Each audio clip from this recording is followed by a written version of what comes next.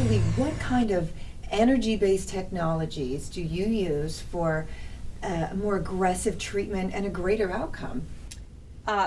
This is an area that I have a lot of passion in because lasers and lights have been around for a very long time, but just recently we've started using them around the eye area. I see. So I've kind of taken the lasers that we use to rejuvenate the face, Right. ablative and non-ablative. So I use, for non-ablative, something called Fraxel, which I've is heard of very that. nice, especially in Miami where we have a lot of darker skin types. It's safer for the darker skin types. So I Okay. use that.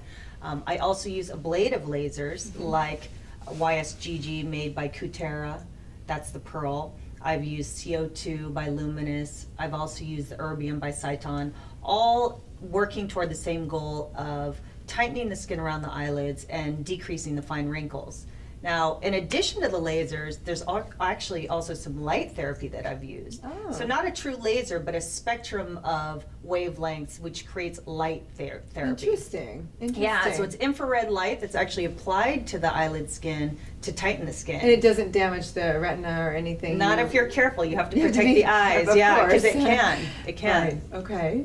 Yeah. So that's a therapy that you enjoy doing around the eye area? Yeah, and I've had some patients with some nice results even after one treatment. So do you feel it's better than the laser? Or Not just necessarily. I like necessarily? both, and I use it in different capacities. So it really depends. I had a patient the other day who came in with just a little bit of loose skin around the area. She really Right. wasn't into having anything that aggressive. So light therapy actually provided her with a solution where she could come in during lunch, not even have to numb, and she could walk out and go back to work. And there was no redness No or the downtime skin at all. peeling? And she had nice results. Whereas laser, it's a little bit more aggressive. Right. The patients have to come in an hour early to numb. Right. They really have to take the weekend off because they're going to have some redness. If they have the ablative lasers like the Cyton or the CO2, the Luminous, or the Kutera, they're really going to have to plan for some downtime. Right, right. What about with the light therapy? I know with the laser you have to stay out of the sun. Is it the same with the light therapy? or Not is so it, much. Not so much. You That's know, what but I wondering. do recommend if you're going to be in the sun that you always use sunscreen and Yes. even around the eyelids.